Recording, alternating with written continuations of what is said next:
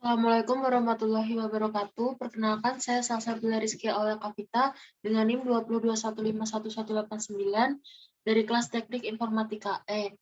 Di sini saya akan mempresentasikan mengenai teknologi industri di bidang kesehatan dari mata kuliah wawasan dan aplikasi teknologi yang diampu oleh Ibu Rizky Sari Mai Maharani.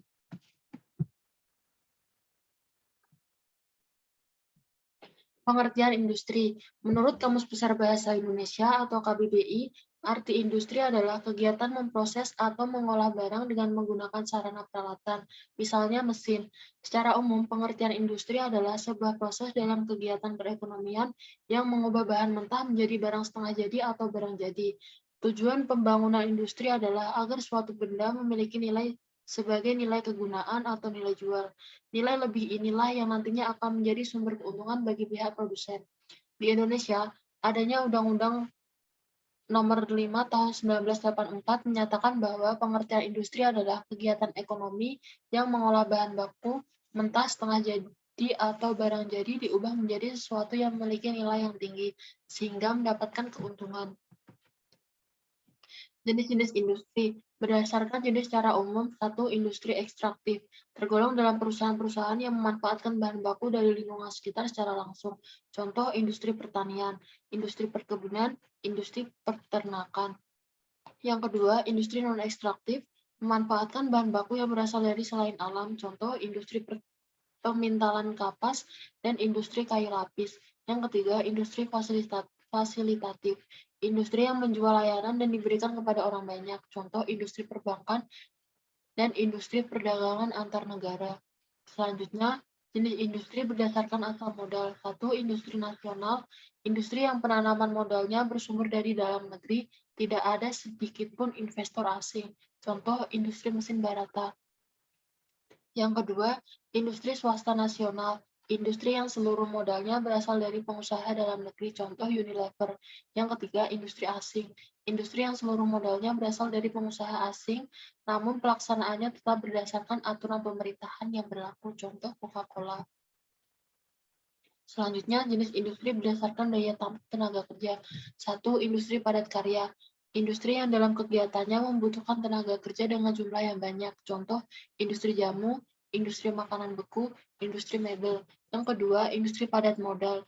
Industri yang dalam kinerjanya lebih banyak menggunakan modal-modal, baik itu berupa mesin-mesin atau uang. Contoh, industri besi baja. Selanjutnya, industri berdasarkan produktivitas perorangan. Satu, industri primer. Industri yang menghasilkan barang tanpa diikuti dengan pengolahan lebih lanjut. Contoh, industri anyaman atau kerajinan, industri penggilingan ikan. Dua, industri sekunder. Industri yang menghasilkan barang yang memerlukan pengolahan lebih lanjut. Contoh, industri alat elektronik, industri pemintalan benang. Yang ketiga, industri tersier, industri yang bergerak dalam bidang jasa. Contoh, industri perjalanan atau travel, industri pariwisata, industri hotel dan penginapan. Selanjutnya, jenis industri berdasarkan jumlah tenaga kerja. Satu, industri besar. Industri yang memiliki tenaga kerja atau mempekerjakan lebih dari 100 orang. Contoh, industri semen. Yang kedua, industri sedang. Industri yang memiliki tenaga kerja atau mempekerjakan antara 20 sampai 99 orang. Contoh, industri sendal, industri sepatu. Yang ketiga, industri kecil. Industri yang mempekerjakan antara 5 sampai dengan 19 orang. Contoh, industri kerajinan tangan. Yang keempat, industri rumah tangga. Industri yang mempekerjakan antara 1 sampai 4 orang. Contoh, industri makanan ringan. Selanjutnya, tujuan pembangunan industri. 1. Menjadikan rakyat lebih makmur dan sejahtera. 2. Meningkatkan pertumbuhan ekonomi. 3. Penguasaan teknologi tepat guna. 4. Meningkatkan peran serta masyarakat. 5. Pemerataan kesempatan kerja. 6. Peningkatan penerimaan devisa. 7. Pengembangan pusat pertumbuhan industri. 8. Menciptakan stabilitas nasional dan pertahanan yang kokoh. Revolusi Industri 4.0. Pengertian revolusi industri 4.0 atau yang biasa disebut dengan cyber physical system adalah sebuah tindakan revolusi yang menitikberatkan industri pada otomatisasi dan kolaborasi yang dilakukan dengan teknologi. Kolaborasi ini dilakukan antara industri konvensional dengan informasi dan teknologi komunikasi. Hadirnya revolusi industri 4.0 ini akhirnya memunculkan transformasi dalam dunia industri. Mungkin dulu kita mengenal industri adalah kegiatan yang dilakukan oleh banyak tenaga kerja manusia, dan sekarang hampir seluruhnya bisa digantikan dengan tenaga mesin. Bukan hanya pada pelaksanaan proses produksi dalam sebuah industri, pengelolaannya pun mulai beralih ke arah digitalisasi dengan memanfaatkan teknologi digital atau internet. Beberapa hal yang bisa dijadikan contoh nyata dari adanya revolusi industri 4.0 adalah teknologi big data. Kemampuan industri sebagai sebuah bidang bisnis melakukan berbagai bentuk integrasi sampai dengan lahirnya cloud computing sebagai pusat pengelolaan data atau aplikasi. Industri kesehatan. Sektor kesehatan tidak dapat terlepas dari pengaruh kemajuan teknologi digital. Industri kesehatan perlu mempersiapkan diri dalam menuju era disrupsi kesehatan 4.0. Berbagai tantangan dan permasalahan khususnya dari segi big data, keamanan data, regulasi, dan sumber daya manusia tidak boleh menjadi penghambat dalam mewujudkan sistem transformasi digital yang berkualitas. Selanjutnya, memanfaatkan teknologi di bidang kesehatan. 1. Memudahkan pasien. 2. Mempersingkat waktu tunggu pasien. 3. Mempermudah dokter dan tenaga medis lainnya dalam menolong pasien. 4. Meningkatkan derajat kesehatan masyarakat.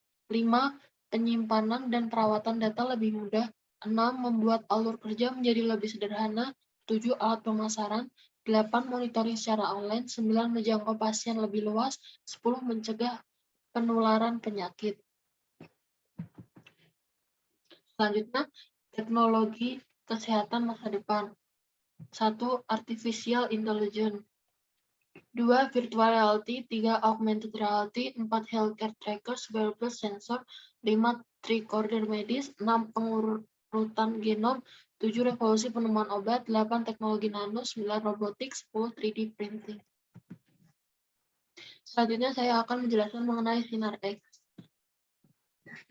Sejarah sinar X. Pada 8 November 1895, seorang fisikawan asal Jerman, Wilhelm Conrad Rontgen, tak sengaja menemukan sinar X atau X-ray. Rontgen awalnya melakukan serangkaian eksperimen yang dilakukan tanpa mempublikasikan hasilnya. Menggunakan laboratorium di Würzburg, Jerman, Rontgen menguji apakah sinar katoda bisa menembus kaca ketika dilapisi oleh bahan kimia yang berada di dekatnya. Hasilnya, sinar katoda yang memiliki tekanan rendah ini mampu menembus benda-benda padat. Ia juga belajar bahwa sinar temuannya mampu menembus badan manusia tetapi tidak bisa menembus benda yang memiliki kepadatan yang lebih tinggi seperti tulang atau timbal. Namun hasilnya tetap bisa diabadikan melalui sebuah foto. Setelah penemuan itu, ia menjulukinya sebagai sinar X karena tidak mengetahui sifat dari sinar X tersebut. Sinar X adalah gelombang energi elektromagnetik yang serupa dengan sinar cahaya. Akan tetapi, panjang gelombangnya kira-kira 1000 kali lebih pendek daripada cahaya. Penemuan Rontgen diberi label sinar X menjadi sebuah keajaiban dalam dunia medis. Sinar X menjadi alat bantu penting bagi seorang dokter untuk bisa melihat ke dalam tubuh manusia untuk kali pertama, tanpa harus operasi bedah. Manfaat sinar X. 1. Untuk memastikan bagian dalam tubuh yang mengalami sakit. 2. Untuk memantau perkembangan suatu jenis penyakit, misalnya osteoporosis, radang sendi, penyumbatan pembuluh darah, kanker tulang, tumor payudara, gangguan pencernaan, pembesaran jantung, dan lain sebagainya. 3. Untuk dapat melihat efek dari penggunaan medis yang telah dilakukan. Bahaya sinar X. 1. Paparan radiasi dosis tinggi selama jangka waktu tertentu dapat menyebabkan penyakit radiasi atau sindrom radiasi akut. Contoh pingsan, kebingungan, mual, muntah, diare, kerontokan rambut, luka pada kulit dan mulut, serta terjadi pendarahan. 2. Efek jangka panjang, contohnya perubahan warna kulit, mual, muntah, diare, dan jumlah sel darah rendah. Yang ketiga, efek jangka panjang, contohnya mulut kering, kesulitan menelan, katarak, dan kerusakan pada kulit. Yang keempat, melemahkan tulang. Yang kelima, menyebabkan gangguan anemia aplastik, di mana kondisi kesehatan tubuh berhenti dalam memproduksi sel darah yang baru. Kesimpulan, kemajuan teknologi tidak bisa dihindari dalam dunia kesehatan. Teknologi yang ada mampu membuat revolusi di berbagai bidang medis, mulai dari cara melakukan perawatan hingga terapi pasca operasi. Dengan adanya teknologi canggih ini, diharapkan perawatan dan pengobatan akan lebih efektif dan tepat sasaran di masa depan. Selanjutnya saya akan melihatkan cuplikan video mengenai X-ray.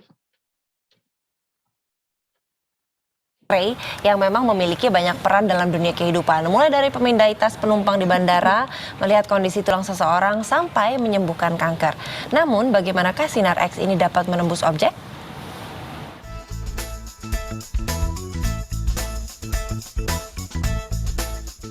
Apakah Anda pernah melakukan foto ronsen? Atau mungkin menerima pemeriksaan tas di bandara saat akan bepergian? Semua itu dilakukan oleh segelombang misterius bernama sinar X. Sinar X diciptakan Wilhelm Ronsen dari sumber listrik tabung saat ia gunakan untuk penelitian sinar katoda. Sebuah sinar misterius muncul dan diketahui bahwa sinar itu adalah sebuah radiasi elektromagnetik. Panjang gelombangnya lebih pendek dari sinar UV. Itulah kenapa sinar X ini tidak bisa dilihat oleh kasat mata.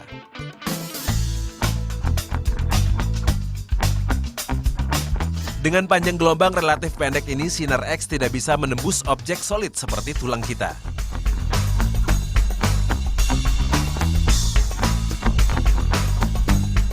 Lalu, bagaimana sinar X dapat menampakkan kondisi tulang seseorang? Pada dasarnya, tubuh manusia terdiri dari tulang, otot, kulit, dan jaringan. Semua bagian tubuh manusia ini memiliki kepadatan berbeda-beda. Dan tulang adalah bagian dari tubuh paling padat dan solid. Nah, sekarang bagaimana foto ronsen diciptakan? Ketika kita disinari oleh sinar X, hanya tulang kitalah tidak dapat dilalui oleh sinar misterius ini. Jika kita ingin melihat kondisi tulang kita, kita hanya perlu tempatkan kertas foto di sisi lain tubuh kita. Dengan demikian, sinar X melalui tubuh kita akan membuat kertas foto ini menghitam. Pada saat inilah tulang kita tampak jelas di kertas foto. Cara kerja sinar X pada dunia kedokteran tersebut hampir sama seperti ketika pemeriksaan barang calon penumpang di bandara. Bedanya, detektor pada alat pemeriksaan barang tersebut menyerap pantulan sinar X dari barang kemudian membentuk sebuah piksel dan ditampilkan pada layar monitor.